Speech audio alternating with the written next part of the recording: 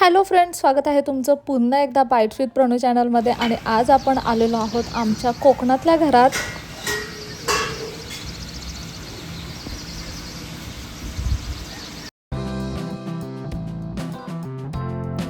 मी ना कोकणातल्या आमच्या गावी गेले होते. भरपूर धमाल मस्ती केली आहे तिथे, त्यामुळे तुम्हाला सुद्धा आता थोडे दिवस कोकणातले व्हिडिओ पाहायला मिळणार आहेत. सगळ्यात पहिल्यांदा हा जो परिसर पाहताय ना तुम्ही, आमच्या मागच्या अंगणातून हा पूर्ण असा व्ह्यू दिसतो. इथे ना आता आपण काही नवीन झाडं लावायला घेतलेली आहेत आणि जी जुनी झाडं होती, खूप रान झालं होतं त्यांचं, ते रान आता साफ करून घेतलेलं आहे.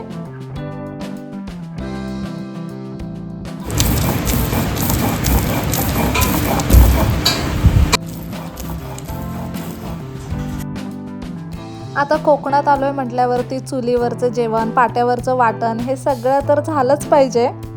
इथे मम्मीने वड्याच्या पिठासाठी मस्त असे तांदूळ साफ करायला घेतलेले. तोपर्यंत मी ना इथे पाट्यावरती मसाला वाटला.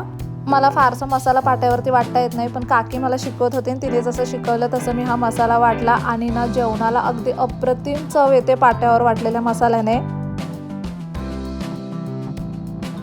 हा ना खूप वर्षांपूर्वीचा पाटा आहे. माझी जेव्हा पंचायती होती ना, तिच्या काळापासून आलेला पाटा आहे तो. पहिल्या दिवशी तर पाट्यावरती मस्त असं वाटण वाटलं, वडे बनवले गरमागरम असे, गावरान कोंबडा शिजवला, एक कालवण बनवलं, एक मस्त सुक्का असं चिकन बनवलं.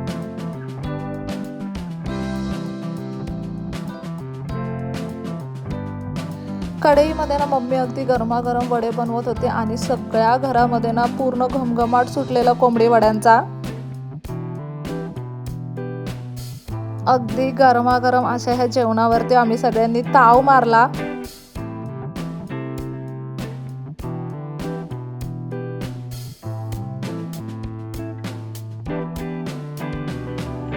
इतका सुंदर वेदर झालाय ना, मस्त असं पोट भरून खाल्ल्यानंतर दुपारची एक झोप काढली आणि 4-5च्या सुमारास ना मी नर्सरीमध्ये गेले. काही झाडं आणायची होती मागच्या परसावनात लावण्यासाठी. त्यानंतर ना तुम्ही हा घराच्या आजूबाजूचा व्ह्यू बघा. अगदी सुरेख अशा रस्त्याने निसर्गाचा आनंद घेत आम्ही नर्सरीपर्यंत पोहोचलो.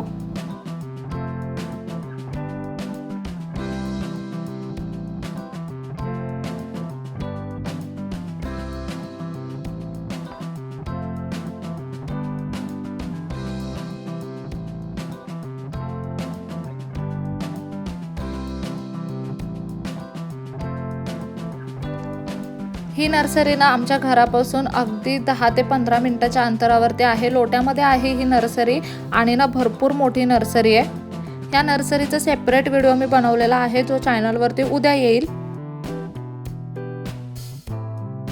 नर्सरीमधून अगदी छान छान अशी झाडं घेतली. 6 वाजता नर्सरी बंद होऊन जाते, म्हणून अगदी पटापटा झाडं घेतली आणि घराच्या दिशेने निघालो. मस्त असा मध्ये मध्ये पाऊस पडत होता, त्याच्यामुळे खूप सुंदर वातावरण झालं होतं. त्यानंतर नर्सरीमधून जी काही झाडं आणली होती ना, ती आम्ही लावायला घेतली. यावेळी ना थोडी मोठी झालेली झाडं आणली होती. अगदीच तुम्ही रोपं सुद्धा घेऊ शकता किंवा थोडी तयार झालेली झाडं सुद्धा नर्सरीमध्ये भेटतात. त्या झाडांचे सगळे खड्डे ना आम्ही आधीच खोदून ठेवलेले, त्याच्यामुळे ना झाडं लावायला खूप सोपं गेलं. इथे ना आधी खूप जास्त रान होतं, ते रान पूर्ण आम्ही साफ केलंय आणि आता नव्याने पुन्हा झाडं लावायला घेतली. खूप छान छान अशी आंब्याची झाडं लावलेली आहेत. मी तुम्हाला ना होम टूरचा व्हिडिओ शेअर करेन, त्यामध्ये ना तुम्हाला डिटेलमध्ये बघायला भेटेल की आपण कोणती कोणती झाडं लावलेली आहेत वगैरे, किंवा मागचं परसावण कसं आहे. पप्पांनी आणि मी मिळून आम्ही सगळी झाडं इथे लावून घेतली.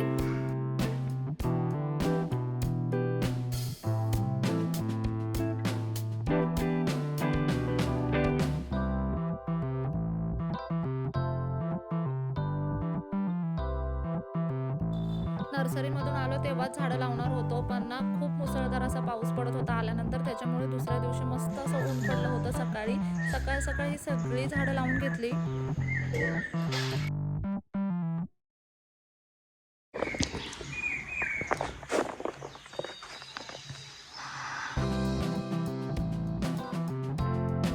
सगळी झाडं लावून दुपारचं मस्त असं जेवण करून ना आम्ही केळण्यातल्या रामवरदायिनी मंदिराकडे निघालो।